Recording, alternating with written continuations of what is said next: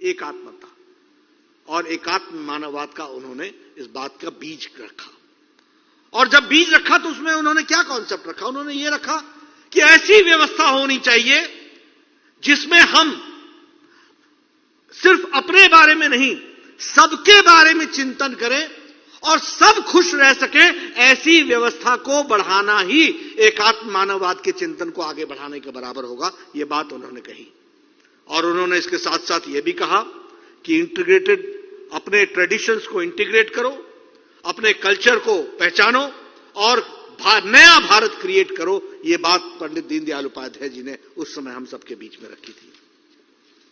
हमें मालूम है कि उस समय नेहरूवियन मॉडल, ये कांग्रेस के द्वारा एक नया इकोसिस्टम खड़ा किया जा रहा था। दीनदयाल उपाध्याय जी ने उसी समय रिजेक्ट कर दिया था।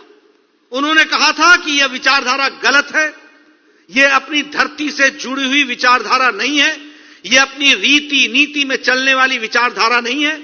हमें वो विचारधारा आगे लानी पड़ेगी जो सेल्फ सस्टेनेबल हो, जो भारत की मिट्टी से जुड़ी हुई हो और भारत की परंपराओं से जुड़ी हुई हो, भारत की संस्कृति से जुड़ी हुई हो, जिन्होंने लाखों सालों से हमारे को आगे विकसित करने का प्रयास किया है। उसकी हमको खोज करते हुए आगे बढ़ना पड़ेगा और हमें ऑल्टरनेटिव आइडियोलॉजी की तरफ बढ़ना पड़ेगा। यह बात उन्होंने कही।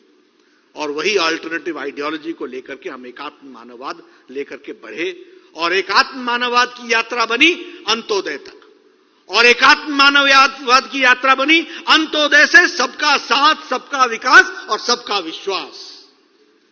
ये शब्द वैक्यूम में नहीं निकले। ये शब्द सिर्फ ऐसे ही किसी दिन किसी ने सोच करके नहीं दिया।